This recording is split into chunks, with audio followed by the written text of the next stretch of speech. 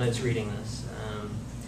It makes use of a classic storyline of the journey, fraught with danger, the Odyssey, things like that come to mind.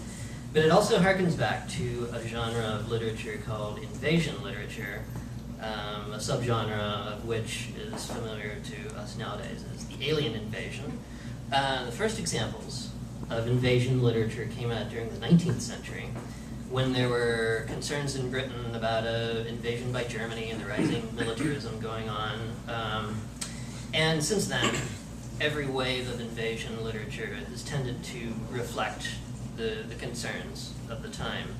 The Alien, the Martian Attacks films of the 50s were all about the Cold War, you could say. Do you think that invasion literature is still relevant in any way as a reflection of society today? And if so, what does it say about it?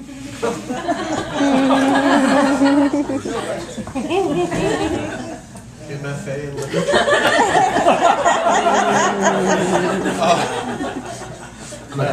That was totally an MFA in literature question.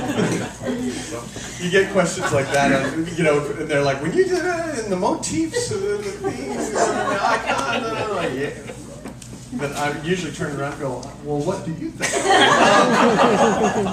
No, we were definitely influenced by the 19th century British. The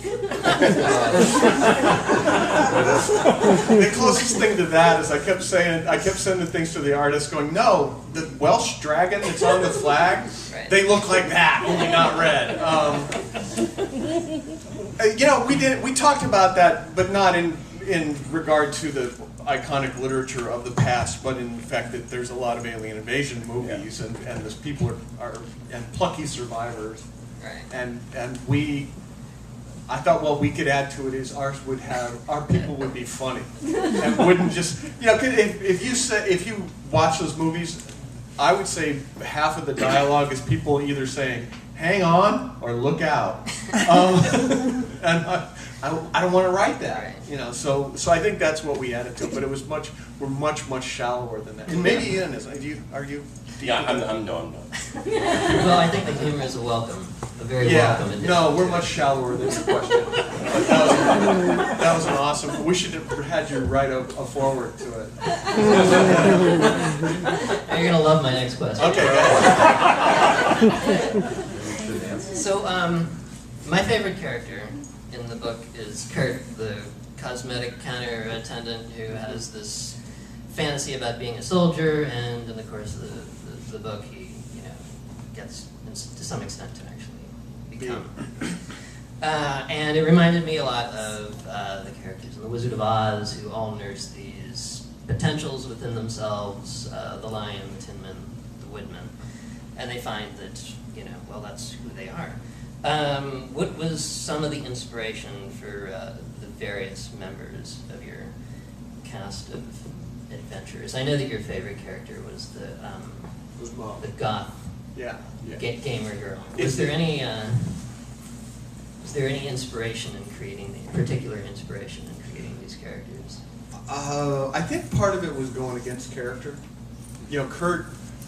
There's always the Kurt character. Right. There's always a guy who knows military stuff, and he's that buzz cut kind of Sarge guy, and we thought, well, we'll have that guy, but what he doesn't tell the other members of the survivors is that he actually worked the cosmetic counter at Macy's, and I think he comes out because does he comment on her hair color or something? Like, if you could have those, I could touch up your highlights, and she's like, what?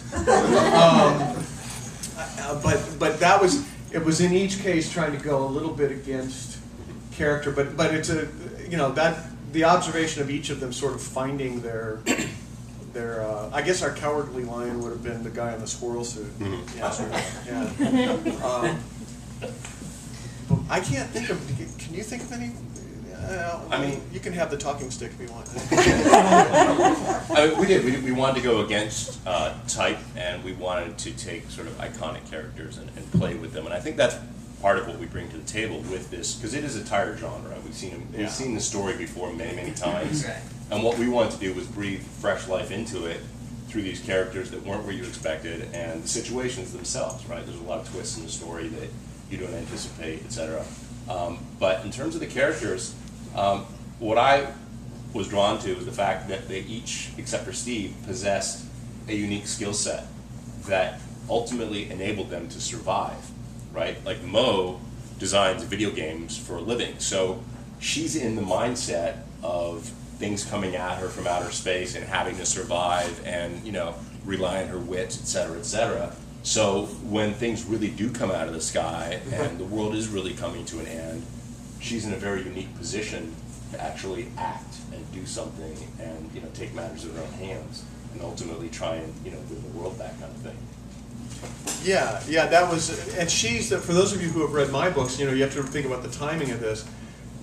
Mo predates my goth girl characters that'll happen in the vampire books, and Bite Me and Dirty Job and You Suck. And she was the first time I thought, I want to do a character that's like this, that's smart and counterculture and sort of a new generation of female characters. And so this was, you know, like in 2002, I think, or 2000 that we wrote this. So she's a precursor.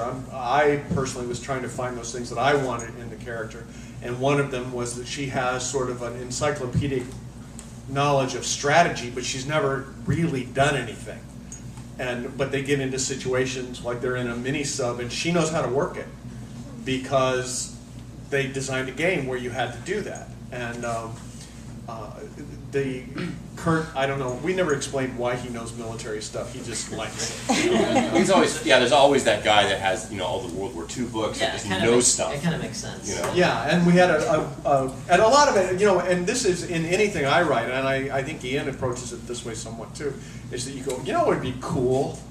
And having a killer whale trainer this would just be a cool thing. And then later on, especially while you're dealing with great big creatures, and here's someone who deals with great big creatures for a living, and it becomes instrumental later on in the story that she knows how to deal with great big aggressive animals.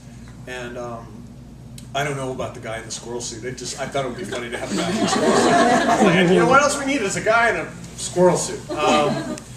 And then Steve was the everyman, which everything I write has that guy in it. It has that beta male who sort of, you know, finds his courage. I guess he's the cowardly lion. You know, he sort of, you know, digs down deep and finds that he's not a complete fuck up because circumstances make it so he can't be if everybody's going to live. So he had to be there, if for no other reason than to be smacked down by Mo every time she needed to say something smart, snarky.